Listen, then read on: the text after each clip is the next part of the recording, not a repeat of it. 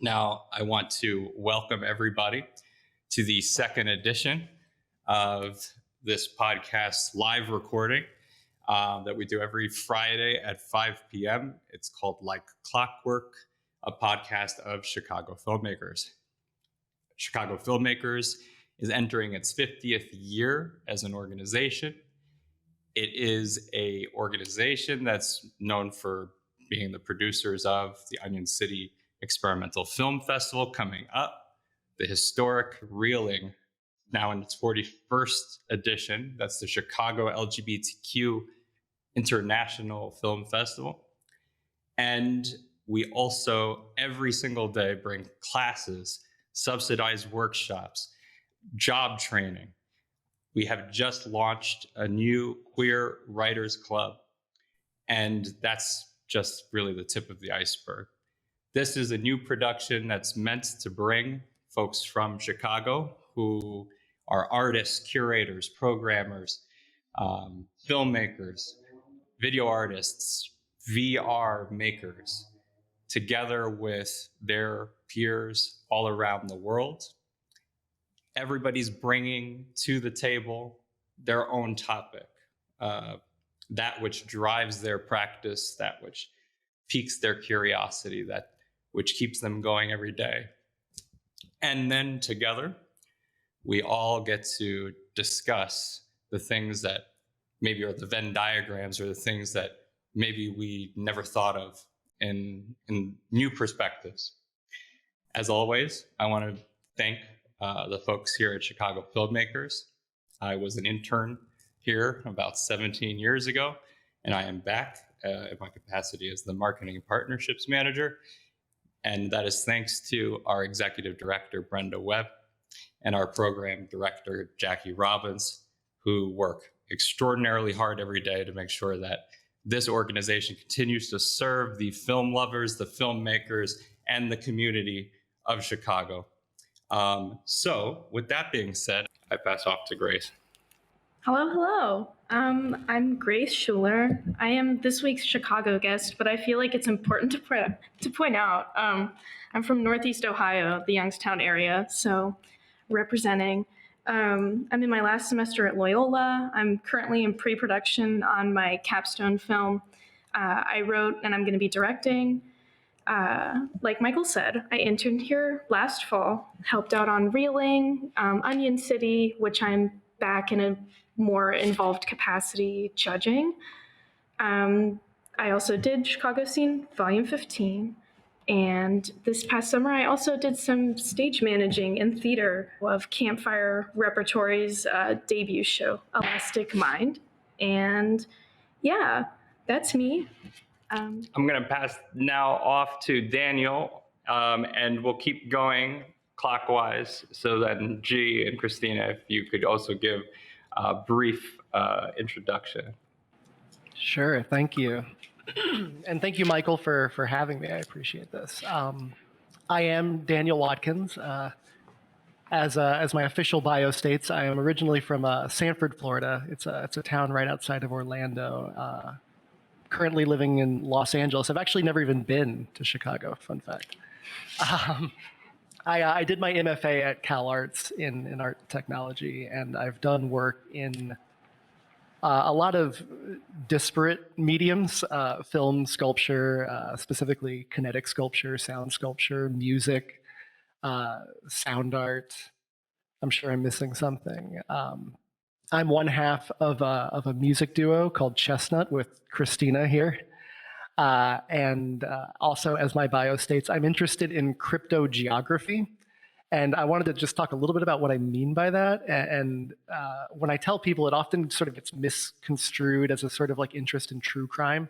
Not that I'm not interested in true crime, I am, but for different reasons. But I'm very interested in the way that crime, say like an abduction of a person, kind of redefines the geography in that like once innocuous spaces, say like a strip mall or a park, because of the horrific crime that happens therein, is sort of forever associated with that horrific act. And that's kind of what I mean by cryptogeography, just a sort of like invisible, transparent landscape that exists on top of our own. Just wanted to give a little context for that. Thanks. Right. So I'm Stribling. I'm a student filmmaker, and currently I am in Paris right now. So it is about 12:07 in the morning here, but I really wanted to talk to you guys today. Hello all, my name is Christina Santa Cruz. I'm a working artist. I make films, installations, music with a band called Chestnut. My most recent film is Taylor and Vanessa.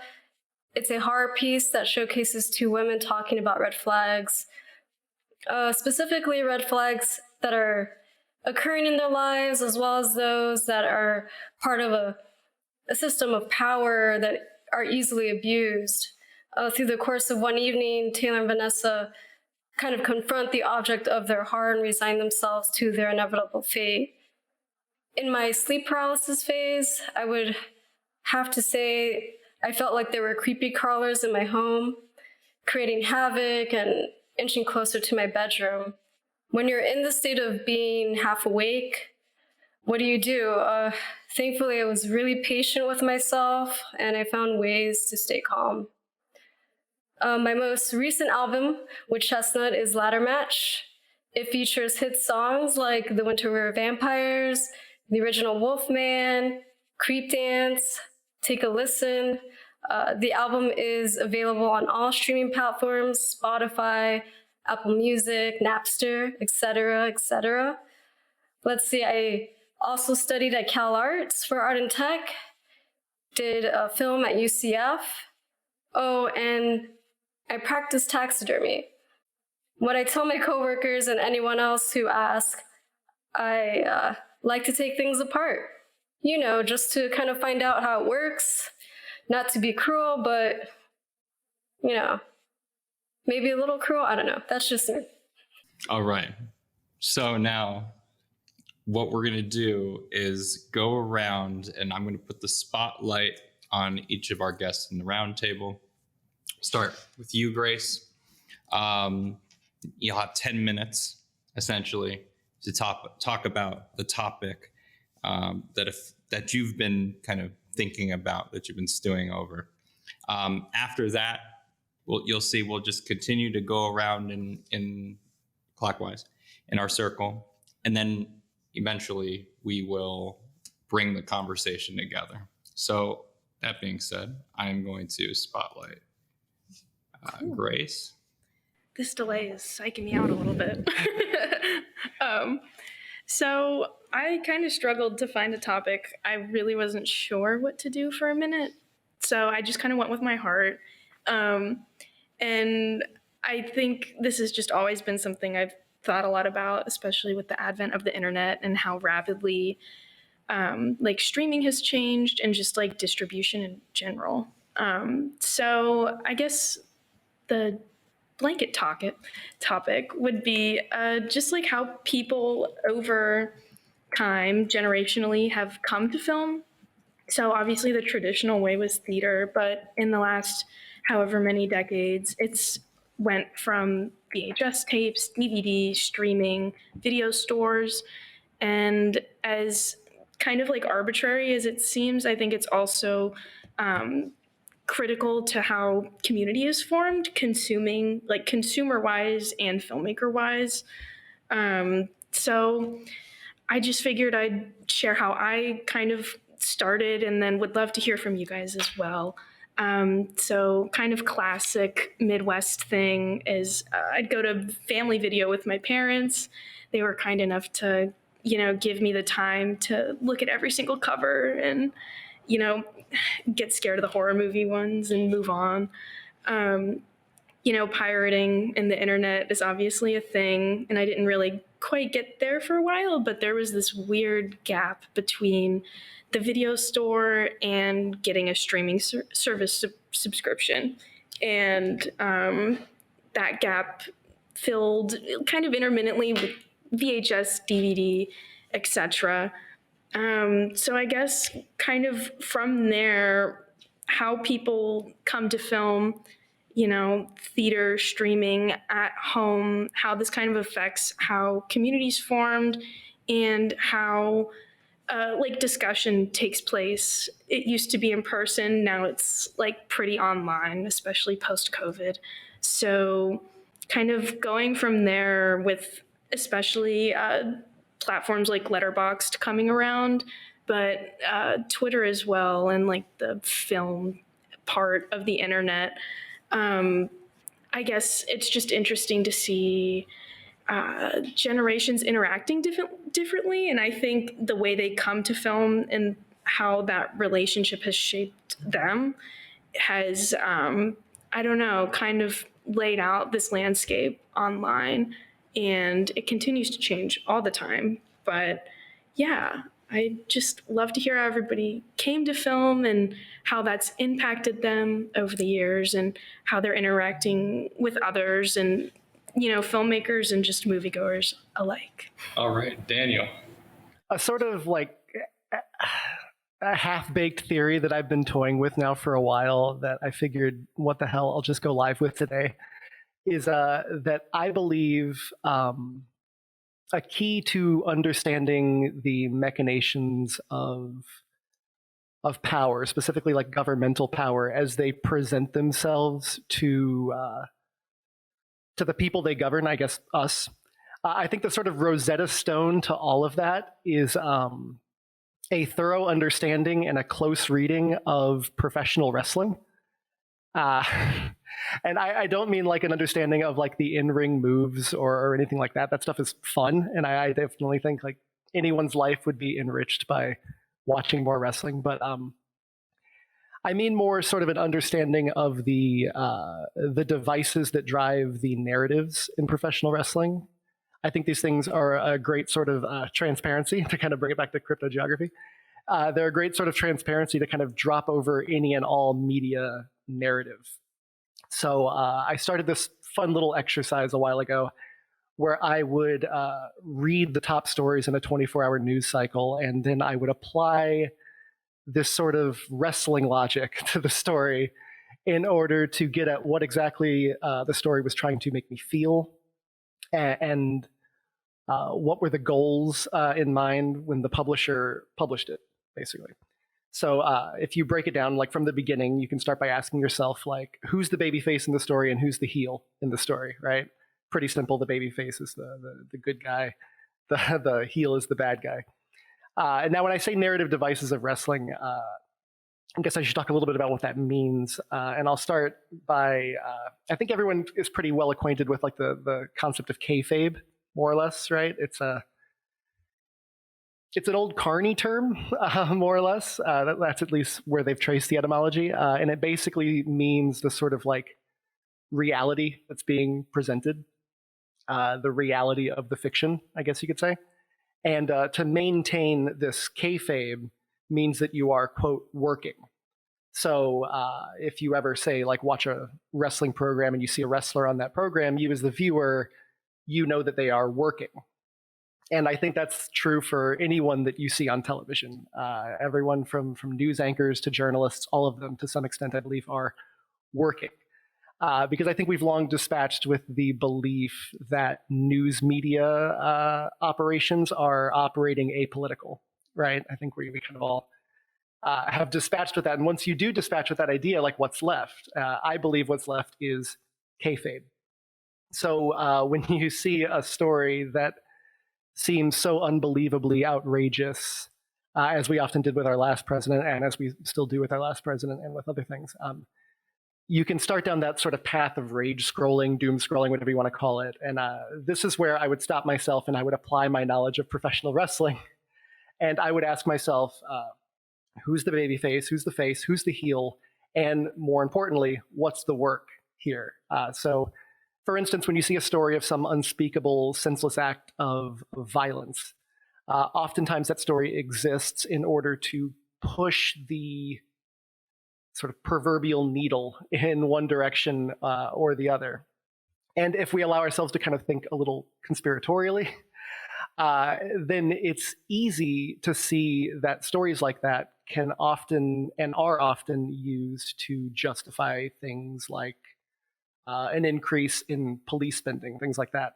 And of course, the overall goal is to just keep you consuming more news. So like the old adage, if it bleeds, it leads, right? Is as true for news as it is for wrestling. And beyond that, beyond the idea of the work, wrestling also features live displays, often in real time, of crowd control and crowd manipulation, also much like political rallies do. They also have things like performative masculinity, which a lot of these political rallies also indulge in. So I guess to kind of wrap up this ramble that I'm on is that I see all of the individual actors in these systems of power, be them media, be them government, as affecting a sort of character, a persona, kind of like a wrestling persona, and then working, as you do in wrestling, to preserve the kayfabe of things like honest objectivity or civil service. While the work is there, of course, to keep you afraid and to keep you angry and to keep you engaged and to keep you on platform. And all of this is, well, all too often, I'll say this. I have friends of mine, intelligent people, that will send me stuff and say, oh my God, can you believe what the Republicans are doing? And then not 30 minutes later, I'll get a donation request email from the Democratic Party citing that very same article that my friend sent me. And that, to me, is the definition of a work. It's sort of like what Bifo Berardi says when he talks about navigating chaos under semio-capitalism. He says, and I am paraphrasing, I should qualify this, that if you try to align yourself with the chaos or to function within the chaos or alongside the chaos, you end up living chaotically. And the only way to sort of break from that is to affect a kind of, I forget the term he uses, but it's essentially a radical irony. So I guess that's really what I'm doing, because there's a lot of people out there that are getting worked. So my message is, don't be a mark, don't get worked. That's it. So again, I'm G. Stribling. Before tapping into film, I quickly realized I did not want to make a linear storyline. To me, the linearity felt like an untrue story. So going along that line of thought, I wanted to talk about linearity, or the importance of the lack of it.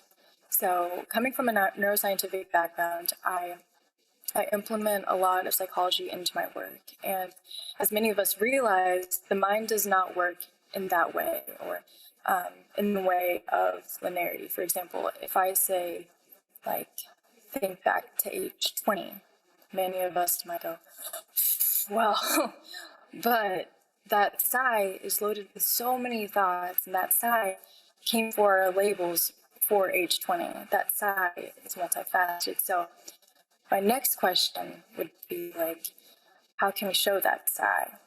Well, we could put everything that sigh is on different frames and play them all at once. And I might ask something like, how can we turn it into an alternative process? So we could put it onto a metric ton of cyanotypes using the sun from the place where we once were 20 and play them all at once, but you get it. So if we did that, it might look ugly and maybe some people don't like it, but someone somewhere feels connected to it and is happy you made it. But what's even better, though, is that if you hold all of those cyanotypes, you hold age 20 in a tangible form. And that's the reason why you should shoot film. And I could go on about how film is the most honest form of media for well over 10 minutes. But continuing along this idea of linearity, I want to bring up something that my wonderful mentor and I were talking about earlier today, and that's time burritos. It's really silly, but something that brought them joy today, so maybe you guys might feel some comfort in it as well. And feel free to piggyback off of me at any point during this, because I do enjoy time burrito discourse. But anyways, so time burritos are my loving idea that everything is folded over, happening at once, past, present, future. All of it's happened already. It's happening and will always happen. The good, the bad, the comme ci, comme ça. taking a dozen steps into and out of it. It's pretty net neutral. So recently I made a film about it, composed a piano score, recorded tidbits in my coat closet, and gave it to my friend. So I sort of realized that it was a time capsule of us, and they could hold our connection. So in this vein, we were still making scrambled eggs together, and I'm still making scrambled eggs in their house in October, even 4,500 miles away in Paris in February. So altogether, I found that using nonlinearity, we're able to be really true to our psyche, and additionally, a physical and mathematical time space. So we're able to create our true reality for us and the people around us. But anyways, that's my tidbit, and I hope that my connection is okay over here, but I'll pass the mic over. All right, my topic is howling, the activity. It is a form of communication, a sustained sound. For me, it is a call that requires a response of some form, to howl back, to give my condolences. In the beginning of Addams Family Values, Uncle Fester howls at the moon because he is lonely and wants to mate. My nights have been filled with the howling of a neighbor's dog. I cannot help but want to rush over and take care of his distress calls. Are they hungry? Are they cold? Is their owner dead? Who knows? I can't seem to figure it out.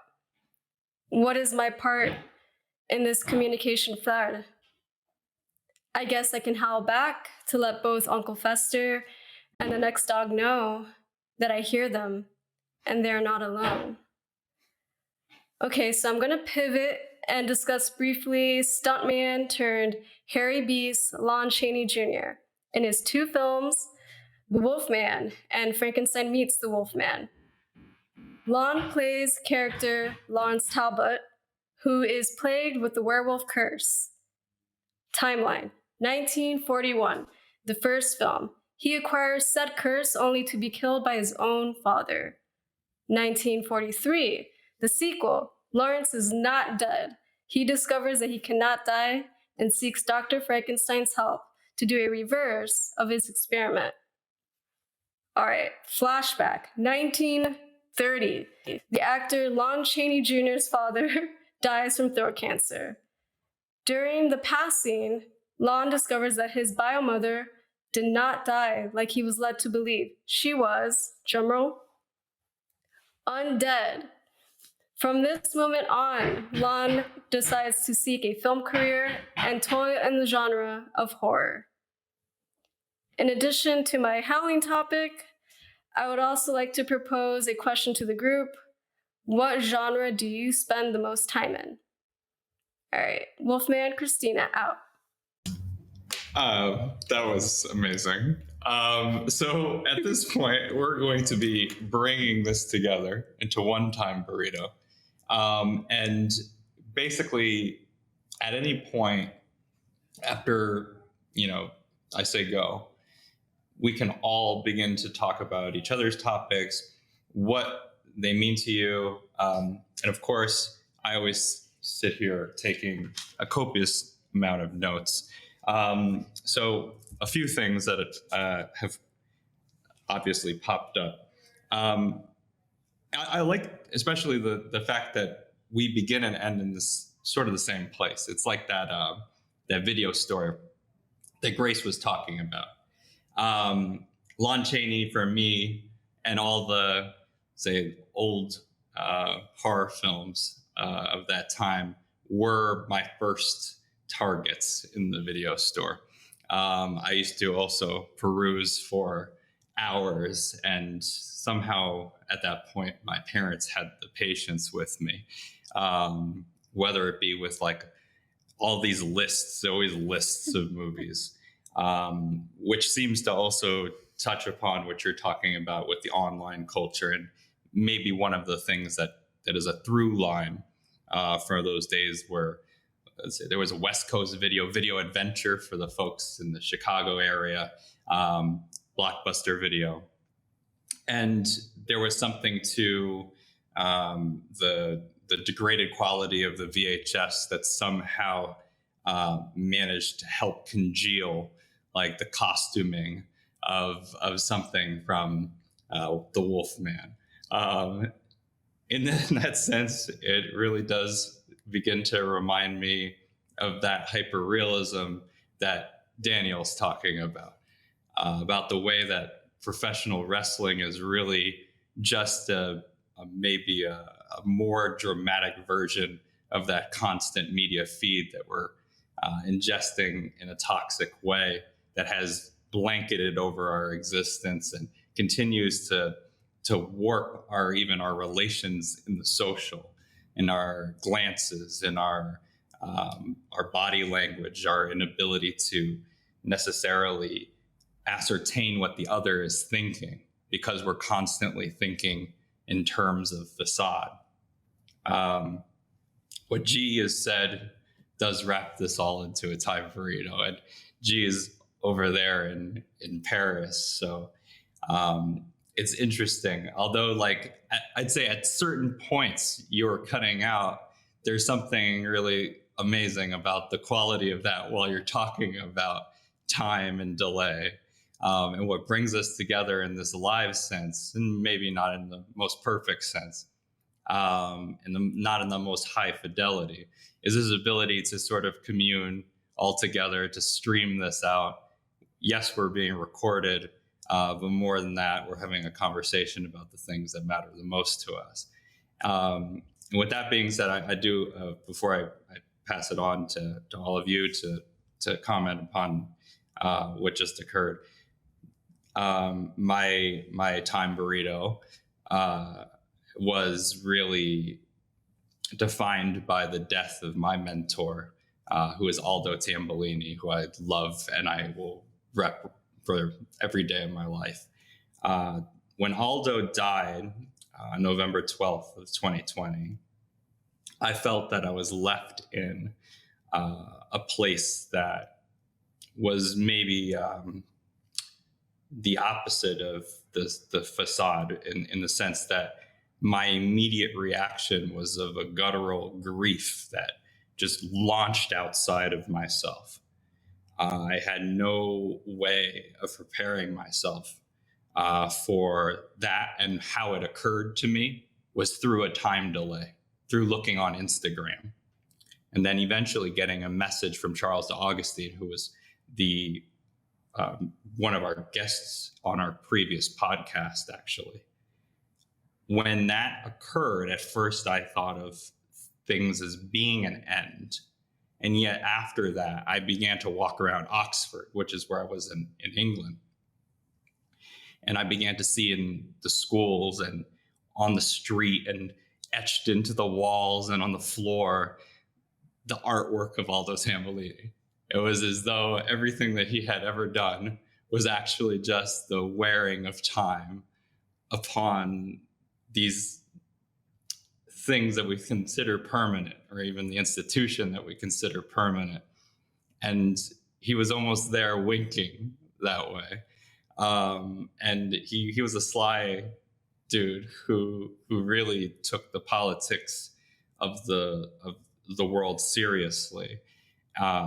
He definitely had a persona, we all do. In some way it's inescapable, but at the same time, Aldo worked a magic that weaved through all of that, and the time burrito. So with that, I will pass it off to you all. So, Grace, just to answer your question, the sort of like gap for me was filled by Netflix, but the DVD service Netflix, the pre-streaming Netflix. The library was much more vast back then, and it really did turn me on to a lot of stuff that I would not have seen otherwise. So, just to kind of answer your question, that was my gap. I think that the genre that I find myself in most would be, I'm going to say psychological thrillers, but I don't really tell many people that. it's kind of a guilty pleasure, but at the same time, I really do enjoy some Maya Deren or Helen Hill. I won't lie. It's pretty good stuff from AFABs, so I love it.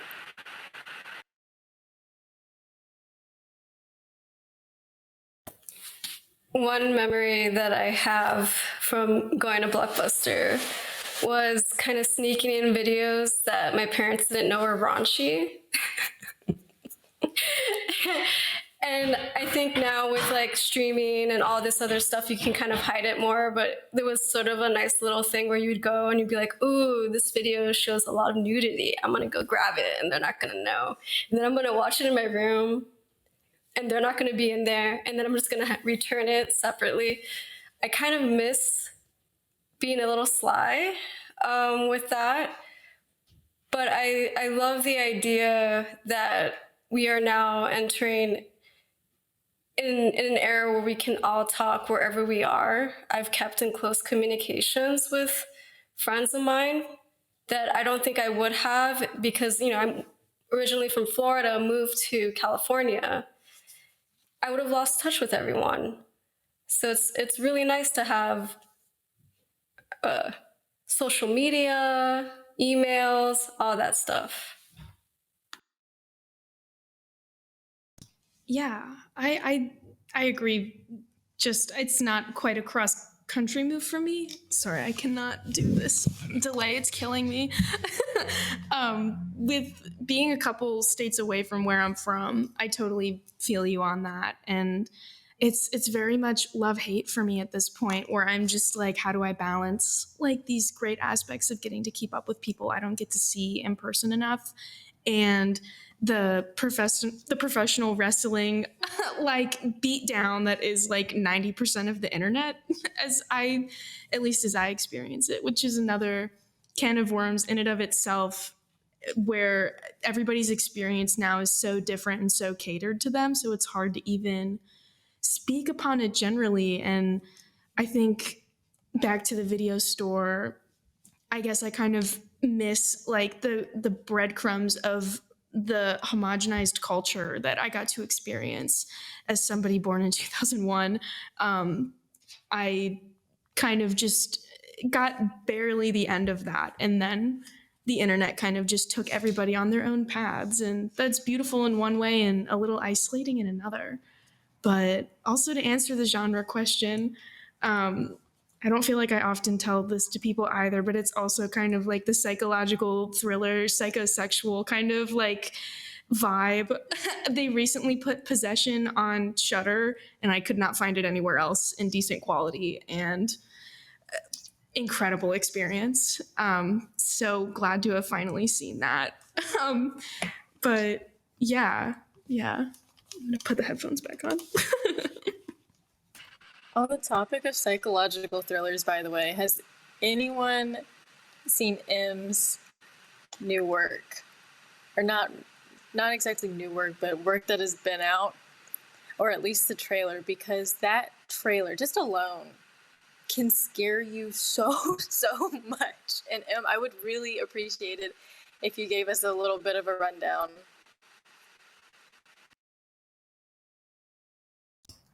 Okay, so I forgot to say this earlier, but when I begin to speak in these terms now, I'm no longer a representative of Chicago Filmmakers. Disclaimer. My opinions are those of M. Woods at this point. But that's part of the reason why I love this place, because it kind of allowed me to find a form of expression. I would say, like, actually, I'll take it back a little bit, because, you know, G, you got me, thinking about this too. When I first came to Chicago Filmmakers, I had no idea what experimental film was, right? And I would say a lot of people think of like my own work as being like experimental film work, whatever that term means. So when you bring up Maya Deren, though, like that to me, I knew Maya Deren at that time. I knew like David Lynch and Spike Lee, I did not, let's say, know who Ken Jacobs was before I started here. And I worked with Brenda, our executive director, who's just been here basically since the beginning of the organization, and Patrick Friel. Patrick Friel is a curator who he used to curate the Onion City Experimental Film Festival, but essentially taught me quite a lot. And then a guy named Jason Halpern. Jason is an amazing filmmaker, scholar. Same thing. Jason really taught me a lot and showed me that kind of the some of the good work, some of the great work that was being done. I remember actually when I was here, there's a really great filmmaker whose work doesn't necessarily show as much anymore, but her name was Jessie Steed. And Jessie actually showed like a feature-length experimental film. It's like Foggy Mountains Break Down More Than Non-Foggy Mountains, I think it was called.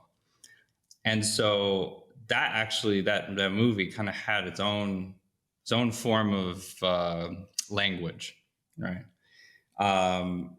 And I guess that's what I like. I like work that forms its own sort of language. But at the same time, like, talk about poopy movies. Like I love The Cell with Jennifer Lopez. I was into The Game, the Fincher movie at one point, Memento. Like, oh, and now I go back and I'm like not so much a fan, but I think that those things still settle into my sensibilities a bit. So the movie that G's referring to is my latest movie, my fourth feature film, which is called Commodity Trading. And Commodity Trading is also like maybe the movie that means the most to me because it's about the breakdown and the dissolution of my own family, and then the dissolution of the United States, in particular, leading up to and then following the inauguration and the election of Donald Trump. And I think that work had stewed for a while. Actually, Aldo is the person who sparked me to make that when I did. And it reflects a sort of a nonlinearity, as G was talking about, but the way in which that whole period of time was like, for those of us who are like, I don't want to say, I don't want to like limit this necessarily, or just speak that others did not see it coming. But as a Latino, as a white passing Latino, but as a Latino who had seen so much racism to my grandparents and my mother, and that being a kind of normal occurrence in my youth, the feeling of the steps of the process of Trump becoming in power felt as though they fell out of time. They fell in the wrong order.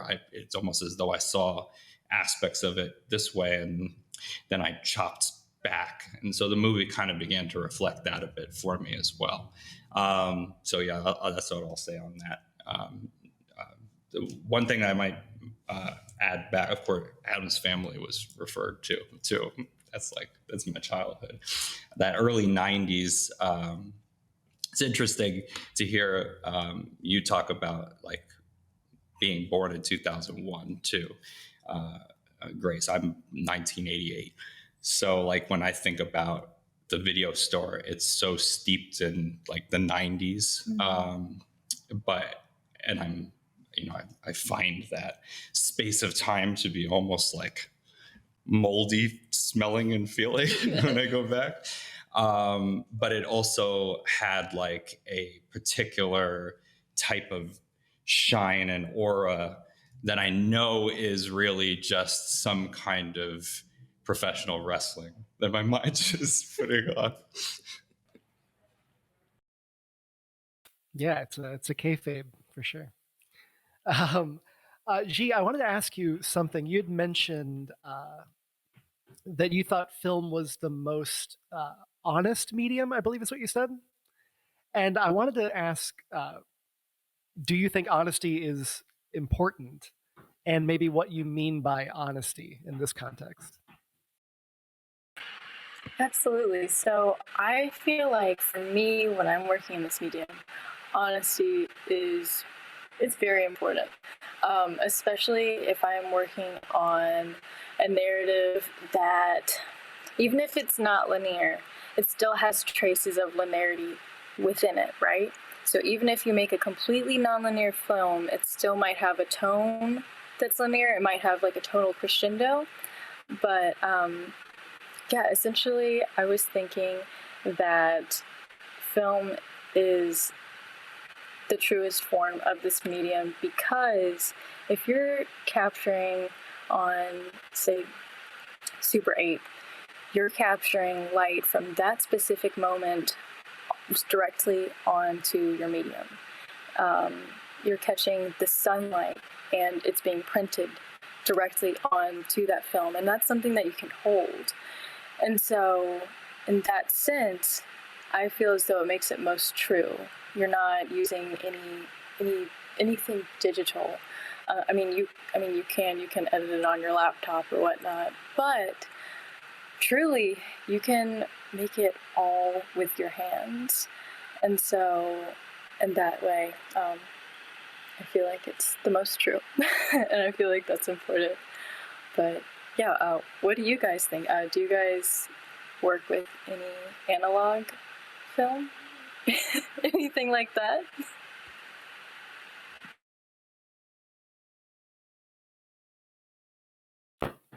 So I guess I work a lot with Super 8mm, a lot with VHS. When it comes to music, I do a lot of analog cassette dubbing and then redubbing. So I'm curious, you also mentioned composing piano pieces. Do you work in analog when it comes to music as well, or? I have worked with my mom's old cassette player that she used in college. So yeah, it's from, I want to say like the early 80s or so. So I've worked with that in the past, but I haven't delved into it a whole lot. But I'd really be interested in it. So. So regarding film, I worked with a 16mm Hikon, and I use my own clothing and items that I wear on a regular basis. I laid it on the film and exposed it with a flashlight. Yeah, it was a personal film because obviously there's my clothes, there's me. I'm also talking over it through a voiceover. I hand cut the film myself and edited it. And then when I showed it in Chicago Underground Film Festival, they wanted the original copy that they could show reel to reel to the projection. So that was great experience to do. Super personal, very honest. That was my necklace. That was my t-shirt. I could not have faked that, I guess, or kayfabed it.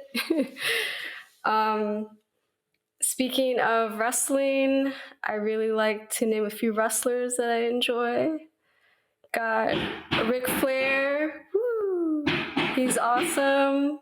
Mick Foley, and MJF. Yeah, in terms of being an artist, I feel like I strive to be Mick Foley, or at least the sock, you know. I feel like there's something so wrong, and yet if there was a human being representation of a Francis Bacon painting, it'd be Mick Foley.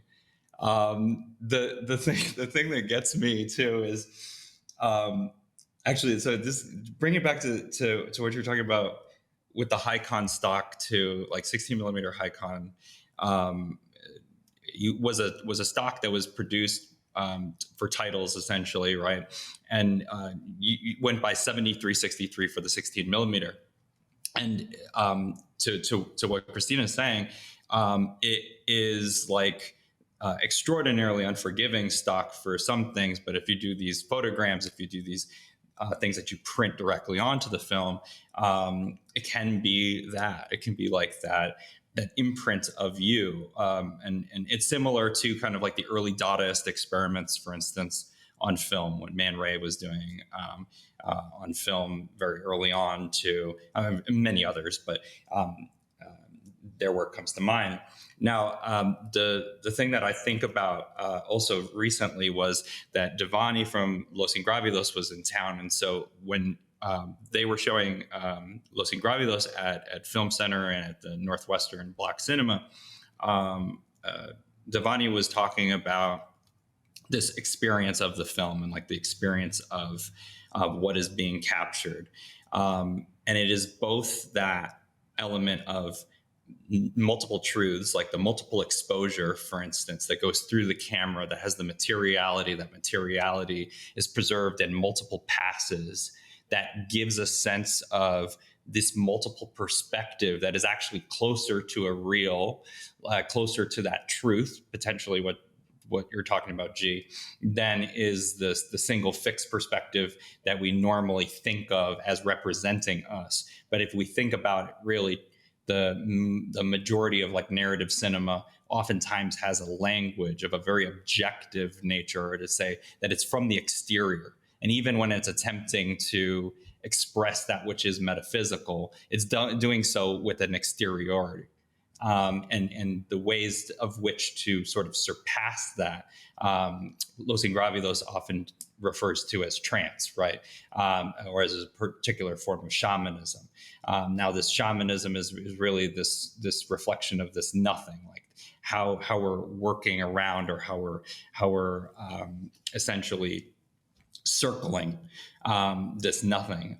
But then on the other end of it, it's that the thing that is captured is sometimes the thing that is the most unreal, and that there's something more about the way it flickers and way it expands and compresses time that begins to knock that film from its intentional falsehood, right? So my feeling is on one end, it is maybe the most true form of the cinema, or the most true form of recording an audiovisual being.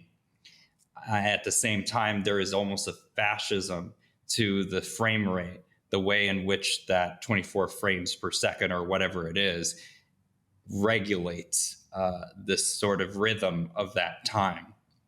And their way of going about it, Los Ingravidos, I mean, but I've seen extraordinarily effective in some of the best work, is through these layers, but also through these different rhythms that come in as the sound breaks apart that sort of fixation on a particular time. Even the way a computer runs is off of a clock timing, right? That's flipping back and forth and on and off. So there's something to this notion, and of course the Godard quote, right, is often misunderstood in that sense. But it is like if we were stuck at a particular frame rate, and then the question is, to what degree can we channel a truth in that? Going along in this line of thought, I have a question for you, Daniel, and that is, how could you make sound most true? And to you as well, Christina.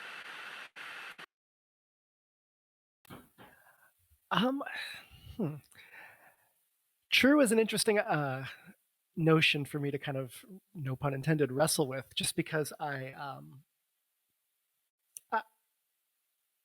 I've never really looked at anything that I've done as being sort of objectively true, or even trying to strive for an objective truth. Emotional truth, certainly. But as far as what approaches that in terms of sound making, I think it's the aesthetics more than it is the medium. And I also believe that with film as well, because there's lots of old Hollywood films that are shot analog that are using artificial light, and they are there's very much a construct. And so I wouldn't say a lot of that work is honest, at least not in its physicality, but it can approach that with its aesthetics and with its rendering. But yeah, I think it's an aesthetic question for me, less than a question of recording medium, personally. For sound and also just music in general, I've been singing more and using my voice, which is something that I've never done in the past.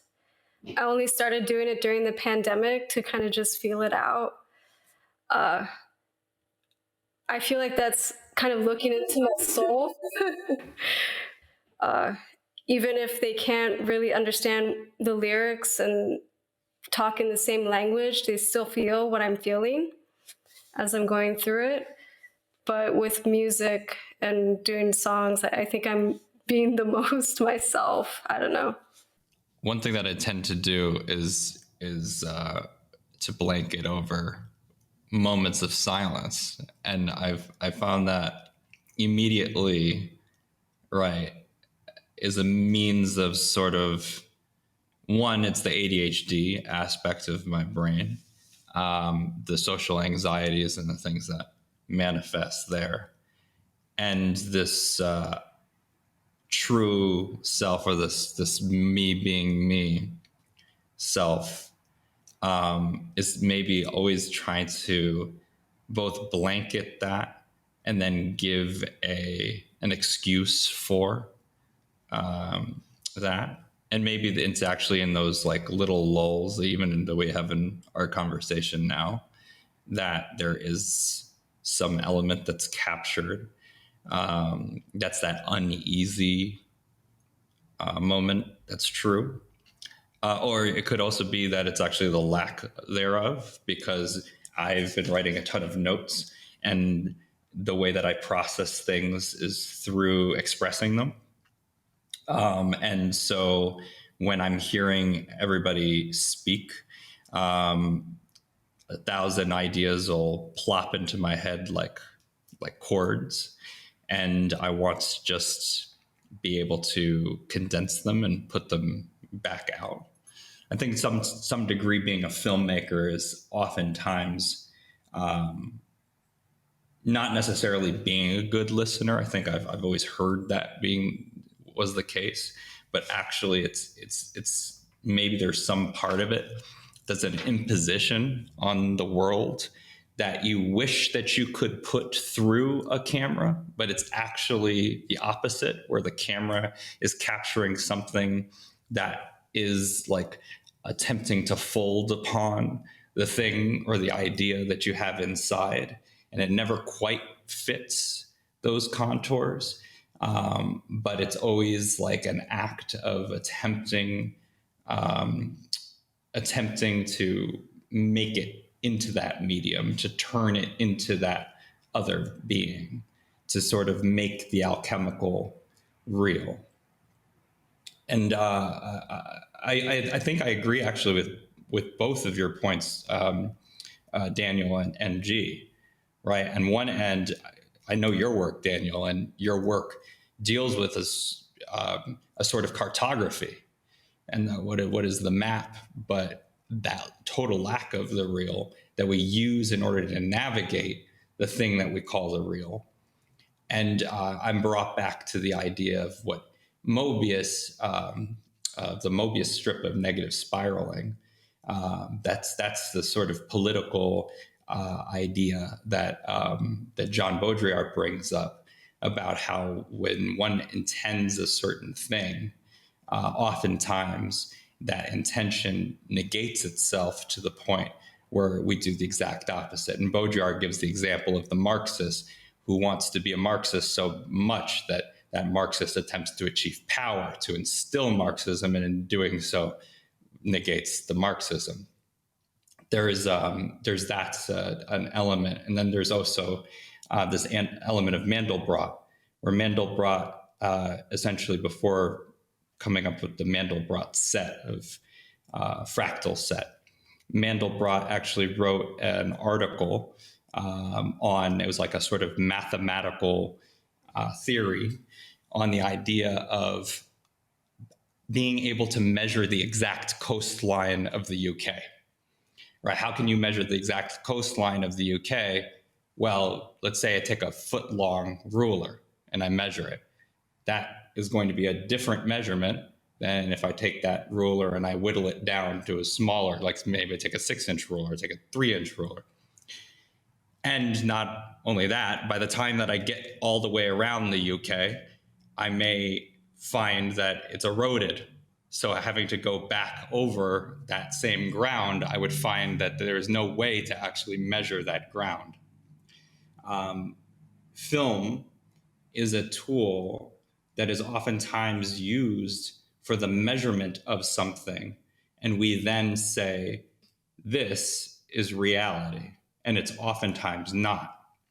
But then conversely, when we say that the film isn't real, we are coming closer to something true. And in that truth, there is something expressed that actually begins to, for me, make the movie object achieve a sort of weird consciousness. And so I think that affects it with a almost haunting presence, like a video store.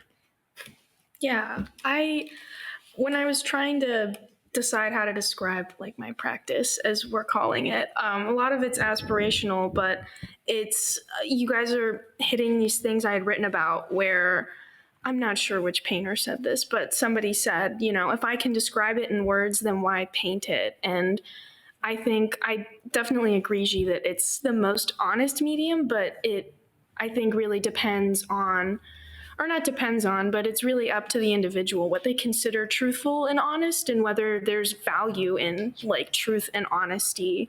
And something I really love about film, and I think that makes it such a unique medium, is this like urge to just completely give myself up to whatever this idea is and kind of dig deep and find that like nothing that Em mentioned, that we just circle around and hopefully be able to just capture that and not need to use my words or just conjure a universal feeling of truthfulness. Whatever that's like truthful to is dependent on the viewer.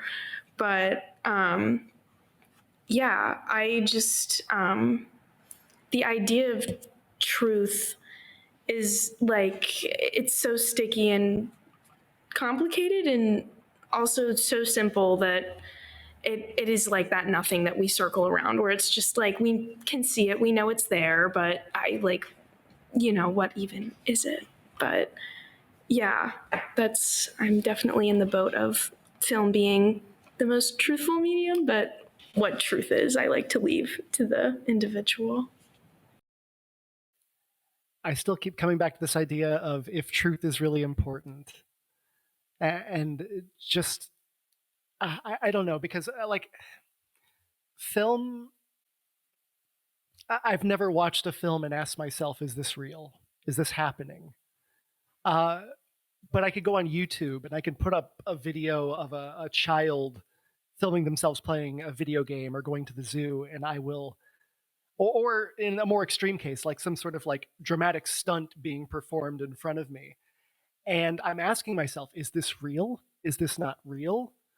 Am I being advertised something, or is this being made for the pure purpose of making? And most of that work is digital work.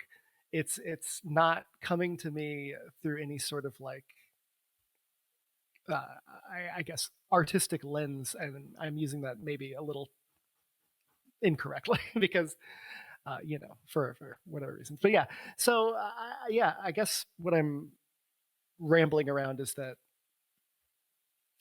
film might be the most truthful, but is truth something we should be striving for? And I apologize for the banging. Christina and I are also in the same house, so if you've been hearing like roof noise, that's coming from both of us. But yeah, I'll mute myself now.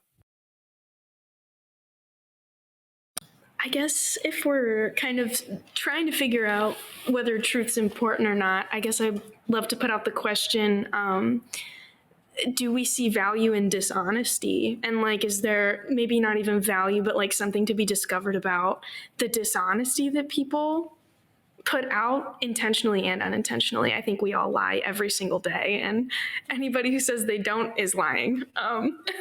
What like is the lie? I don't know. And like how severe it is, or if it impacts somebody, that all varies. But I, as also a film student and a history student, I love seeing the lies that people, things that are objectively dishonest, because there's still so much to gain from that. And sometimes even in whatever weird primary source I'm reading, to see somebody being dishonest is honestly more engaging and informative than honesty. So I guess there's truth in being dishonest, and there's dishonesty in telling the truth, not to like make it more convoluted. But yeah, I guess what's the value of dishonesty to everybody? I practice taxidermy, and a lot of times when I'm making my forms, are you pointing to one day behind you?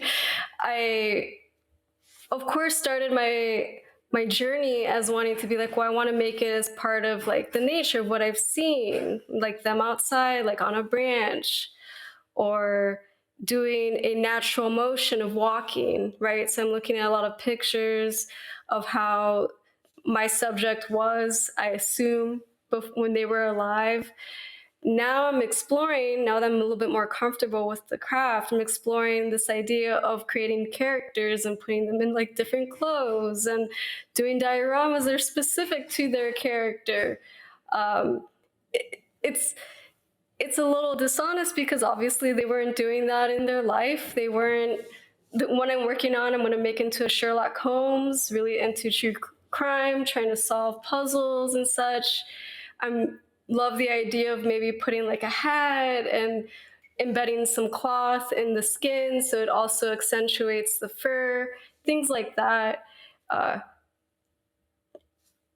Could possibly sell more if I decide to sell it, versus the other form that is, or the other option would be to have it in a natural habitat. I don't know. I think dishonesty could possibly be fun. It's really cool to see, you know, a Sherlock skunk. Who knows? We will find out. I'll take 5.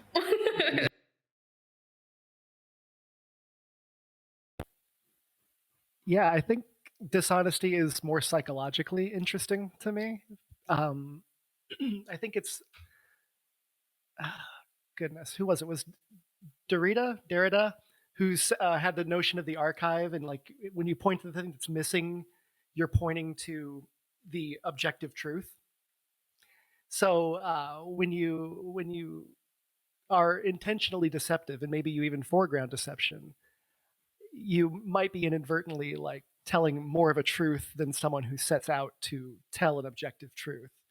So I guess to me, that's the interest in dishonesty. I made a film called Cursed Objects, which was the joke about going to CalArts is if you go to CalArts, you'll eventually make a landscape film. So I made a landscape film about the hillside strangler. I think that's actually Edgar Jorge who told me that.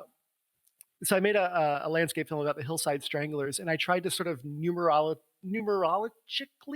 tie it to the formation of JPL and the death of Jack Parsons, and as a sort of like opening of this terrestrial hell portal, but presenting it as a landscape film, you're presenting it as this sort of like objective, truthful documentary. But then within it is this sort of like blatant conspiratorial thinking. And I don't know, I just tend to gravitate more to that type of work than I do work that tries to show me something honest. Yeah. Okay, real quick. And y'all can cut me off if you get something like that you need to express, but especially because we just got on conspiracy theories, this becomes where I'm like, okay. So a lot of people may know me, and my Instagram tag is @numbspiral. So what is numbspiral? Numbspiral is a point at which consciousness is able to negate reality, negate the being on the outside, so much so that that being on the outside literally becomes malleable.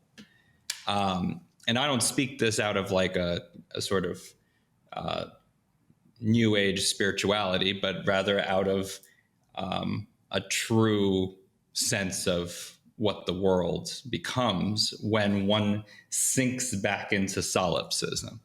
And so solipsism is the idea, for instance, because it's a term that some folks don't know. It's an idea that you are you and everything else is your creation, essentially, and it can all fold back into you. And so I think of, like, for instance, Trumpism as a form of solipsism that's just on the verge of nihilism. That nihilism that I'm speaking of, because there are many people who have different views of it, I term it as malignant nihilism. And that malignant nihilism, I think, is actually at the heart of what Baudrillard and later on in Chile, Mbembe are talking about. And actually, I think I would say that, like, Jean-Paul Sartre is also talking about, right? So this brings us back to sort of this idea of consciousness. Now, I know a lot of people don't particularly give credit to being in nothingness. Being in nothingness is like essentially a book that one can view as like a manual for how your consciousness works, an ontological model for how we exist in states of oscillation. To bring up what Devani from Los Ingravidos had said recently as well, is in some way it's the oscillation that occurs with the circadian rhythm that is the thing that keeps us going. And the movement is the thing that keeps both the light going in its state of falsehood and its state of reality, right? So we understand it to be from that point of movement that we actually have cinema, and that point of movement that we have the illusion, let's say, the hallucination of our being. But in that sense, too, there's this oscillation back and forth where, for instance, in this state, if I were to declare dishonestly that all of you are fake and that I don't exist either, and I would actually, maybe that is true, right? Maybe to some degree, because I'm a temporary being. From what perspective or from what angle am I saying that? I would say that maybe an extrapolation of what Simone de Beauvoir is talking about, and from a political conscious perspective, is this idea that actually there is suffering, and that suffering is real, because I know suffering too. So that suffering is real for others. And as long as the suffering is there, then I can ground my ethical reality in a sense of suffering of others, that I would not negate the suffering of others. Even if it were not real, I'd rather remain in a faith that's a good faith that allows me to still result in acknowledging the other in their sense of happiness, ecstasy as well, but also in their sense of suffering. And that, to me, is exactly what ends up missing in the numb spiral. I think the numb spiral is a particular choice that one makes that puts one into bad faith. And I also think that there's a distinction that I'm making here, which is not what we're talking about in the sense of dishonesty, but rather a sense of deep, malignant, almost psychopathy or sociopathy towards the other. Which is an interesting place to find that ground slip. Because it is also to say that while I will not discount all of you as being, I will also say that I'm not sure that we're all different being. I think we're the same being, potentially. We're just separated in this nothing suspension. which is a conspiracy. It reminds me a lot about when people talk about the idea of simulation and this notion that we could be existing in one. And from the drop, I always found that sort of like troubling, because it's a good way to sort of like negate the humanity of other people. Because if you're like, well, if it's all just a simulation, then none of this matters. I don't matter. You don't matter. And then we end up depriving people of like rights, resources, things like that. It's very interesting to me. Yeah, I mean that's definitely, it's right at the heart of Baudrillard, right? Is this sort of, if the simulation and well, let's say if all the conglomeration of signs are no longer functional, if they all lack significance, if it all becomes a sort of suspension of this nothingness that has no grounding in a significance, then potentially we have created something like cancer that flows in empty containers and piles up inside of mass media communication devices. And it's interesting, though, because at the same time that we're talking about maybe the cura, like maybe the way that we can put a spell together is by mixing up a particular batch or brew of film that has this magic in it. It is also that magic that, again, the capitalism has, that Devani and I were talking about, this magical capitalism, the evil idea of this being that it conjures up nothing in the world. It negates, it is founded off of the negation of others and put it into a form of currency that really has no form. It is really nothing in itself.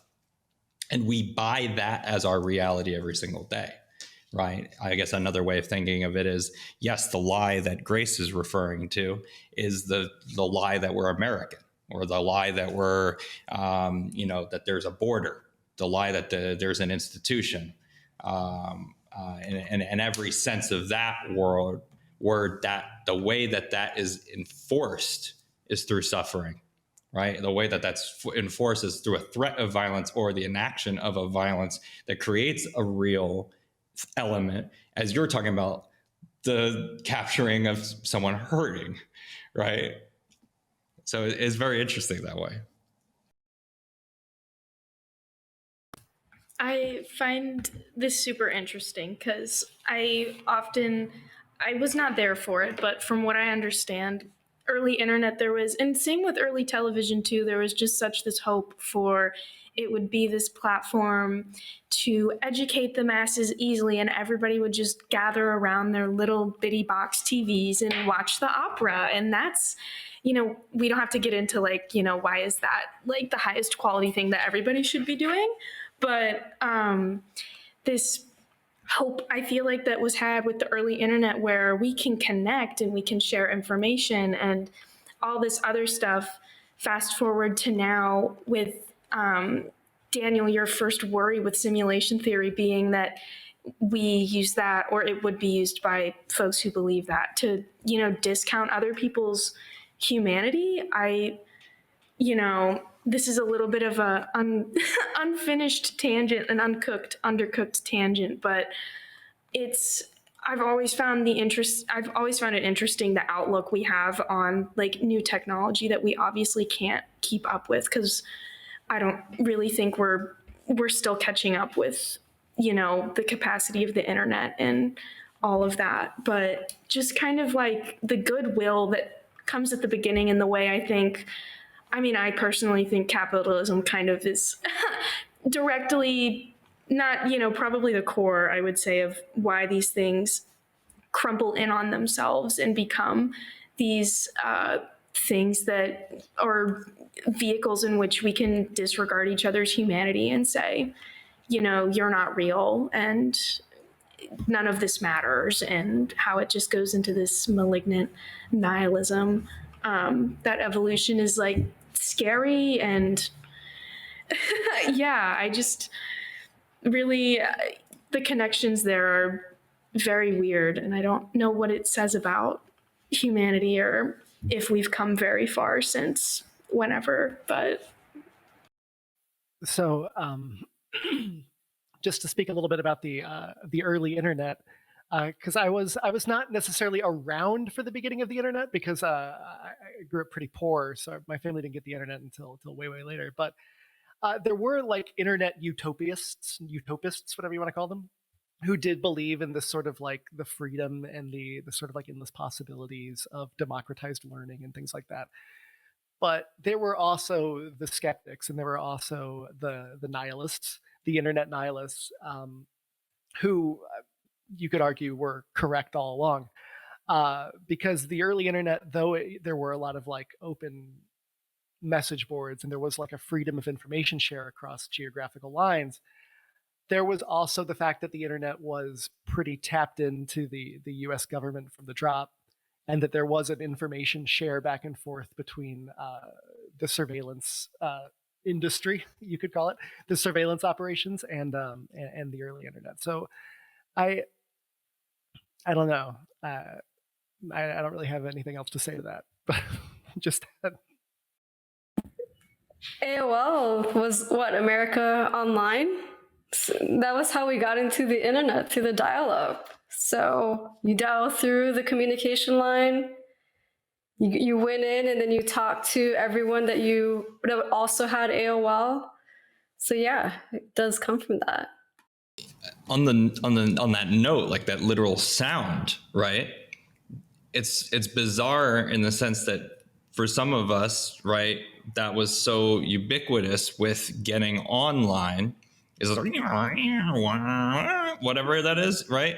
But it's also like maybe the most bizarrely truthful expression of a thing that we have no idea about, which is like what randomness is, right? For other, going out and extrapolating from there is the idea that we know, or what computerized randomness is not. It's an algorithm that produces this thing, right? And so that in itself produces like numbers that begin to reflect what's going on in the Mandelbrot set, right? So it's like bizarre occurrences. When I went down this rabbit hole, we talk about conspiracy theories. When I went down this rabbit hole, I discovered the Feigenbaum constant, right? And once you get there, you're off the map. You're going somewhere. But the Feigenbaum constant, for those who don't know, is like a number ratio that determines that anything that branches off, essentially, like think about a tree branch, is in a particular ratio, right? It's like 4 point something to 1. So like a branch will branch into 2 branches, and then it'll branch again into 4 branches, and et cetera, until it gets to a point of chaos. Water droplets coming out of a sink perform a similar sort of ratio with the time and the volume of water going through that particular conduit. There's no real reason that we know of why that's the case. It's just the case. That brings us back to this sort of like, why is anything the way it is? Well, it's just the case. That's what we know. We know it from a very physical barriers perspective. But then there's also the bad faith, essentially, that we can't project onto the world fully, which brings us to that idea of that numb spiral. Is like, how can I make malleable the space in front of me so that it no longer behaves like physical space? Well, if I don't believe it to have that concept, then I can take from it what I want. Maybe it's the same as being a fundamentalist, right? Of any particular, you believe that the actual sorted material is going to create a reality that is certainly not there, and we map it upon the physical being as almost like an augmented reality. And the last thing I'll say on this point too is that we could say early internet, but one of the things that I was able to see in Oxford is that Oxford is an archive of a bunch of fake information. A lot of that fake information has been made over time by humans in order to justify a world that doesn't really have this sense. For instance, the Royal African Company notes the charter, the charter of the East India Company. Essentially says that the King of England, King Charles II, had the divine right to essentially take whatever land that he wanted to, and to own everybody and the people in those lands, right? But before that, the thing that I also was looking at is there's a there's this thing called there's a thing called the Malleus Maleficarum, right? Malleus Maleficarum is also known as the hammer of the witch. I've seen the original like prints of it in person, and so I know it to be a real object. But inside of this real object, there is this justification for femicide, right? And the prescribed method of femicide to kill witches, for instance. And then before that, there is even the written down version of something that is essentially a Catholic document that was made by the church in order to prove that that Constantine had gifted all of the empire to Saint Sylvester, and that gave the Pope the right to essentially claim whatever land the Pope wanted to under the auspices of the church. That document had been printed multiple times through history. So like they started in the 900s, and then somebody was writing that thing down for like 2-3 centuries afterwards, just to have a document of the thing that was a falsehood to prove a certain power within the world. Anyway, it gets me. It's called the Pseudo Isidore, by the way, if you want to look that up. Pseudo, like as in Pseudo, Isidore. And in that sense, like that's what the archives do preserve, is like a bunch of falsehood. Speaking of falsehood, I'm just going to mention buccal fat removal. It's a new trend that's happening now. Well, it's been happening for some time, but most recently, Demi Moore did a runway show to show off her look, and she looks completely different. Buccal fat removal is this like pockets in your cheek, which are supposed to hold your face together. And when you want to look, I guess, maybe thinner, you have them removed and it creates these indentions. Over time, your mouth doesn't have anything to hold on to, so you become like a fish, like this. It's very interesting. And then what you have to do with your surgeon is have wires or something pull things back from the inside. It's kind of a scary age we live in, where these things are being done regularly to show a beauty, an aspiration, a goal. Because I think back to when Demi Moore was younger and coming back also in middle age with Charlie's Angels, and like she's so beautiful. She's what any woman at her age would aspire to be. Now my thought today is, I don't want that. I'm keeping my buccal fat, everyone. Now, I want to say this because it hurts me that we inevitably run out of time. But I think that's also built into this construct of having a podcast and a live stream. So we are going to end up having to close this. Technically, we should have closed this 11 seconds ago. But I want to go around and have everybody give a last word, thought, rant, and go on, however long it is that you'd like. And then I'll cut off our stream. But I'm not going to get rid of my buccal fat either. Yeah, I'm keeping mine too. Yeah. It was put there for a reason. Should I go next? I was stalling, so I was like, I'm waiting for someone else to unmute. Well, I just thank you, Michael, for having us. Favorite wrestler, easily Bret Hart. Really kind of a no-brainer. That's it. That's all I got.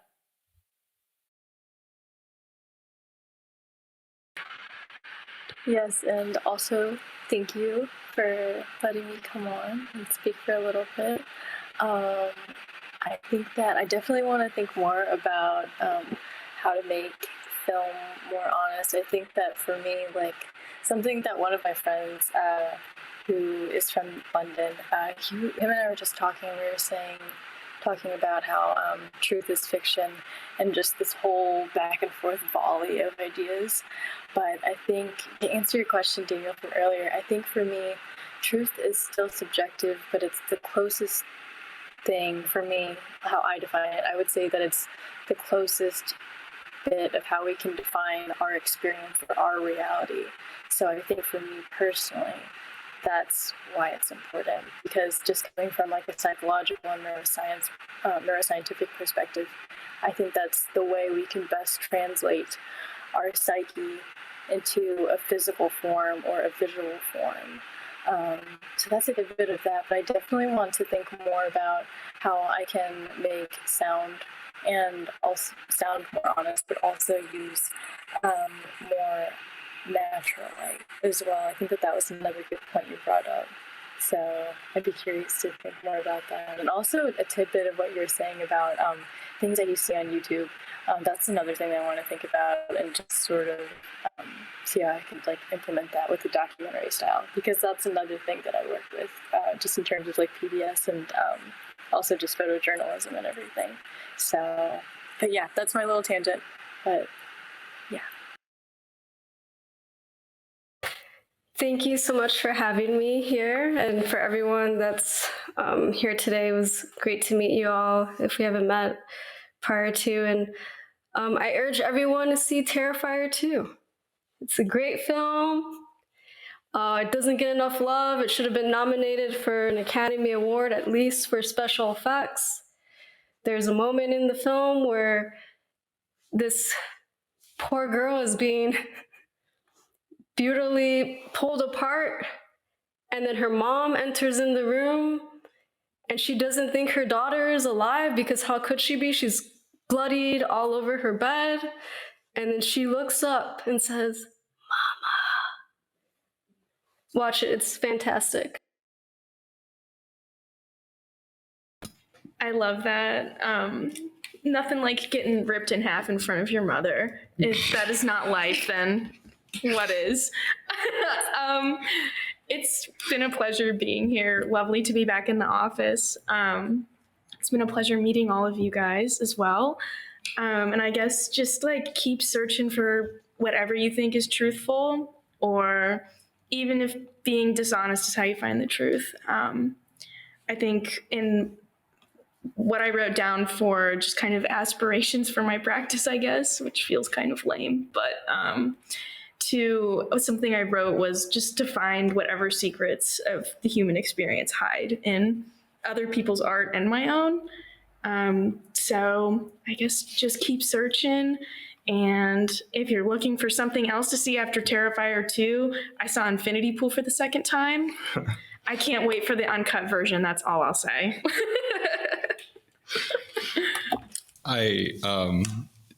Yeah, this was a very interesting dialogue, or rather conversation.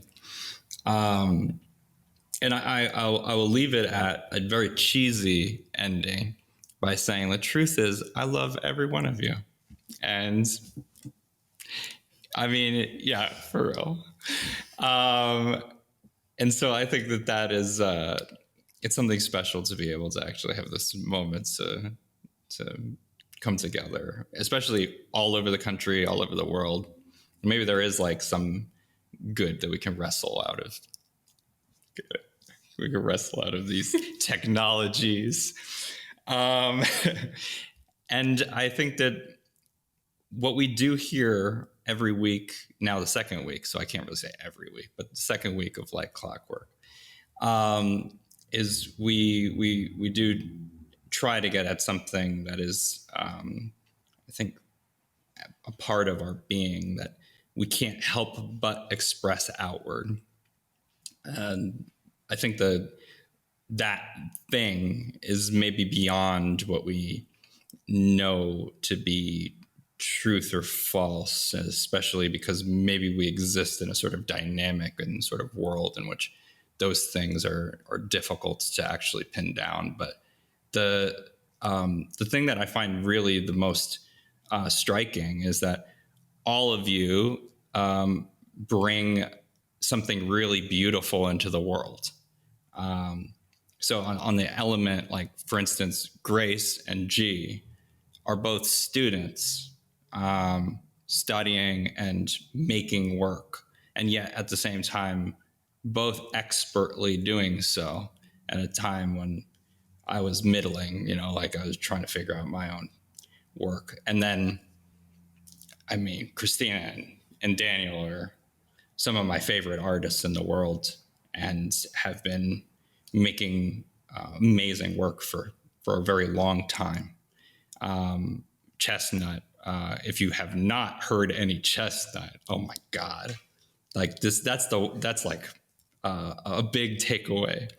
But beyond even the musical aspect of their work, you'll find that they're both artists who are really thinking about the media in a particularly sophisticated way. And when it comes together in a live sense, no matter if it's like mediated in these different kind of layers, there is something of a suspension that occurs. I think back to what G was saying with truth. And despite even like, say, maybe a mild debate back and forth over this, more like looking at it from all of our different perspectives. When I watch G's work, for instance, I'm brought out of the experience of watching a movie. I'm brought out of the parts of it. I'm seeing and feeling something that feels like a connectivity is occurring. When I've seen Chestnut play to a live show, or to Daniel's, for instance, the tape performances with video. When I seen Christina take apart a frickin' bass guitar, it brings us all into a different kind of realm. And so bring it back to Grace, who is like extraordinarily impressive member of our community, who has really, I think, digested a lot of like the work that we've seen together in a way that is extraordinarily sophisticated and conscious. I'm surrounded by people who I truly admire. And so with that being said, I'm going to go ahead and cut this off. Bye.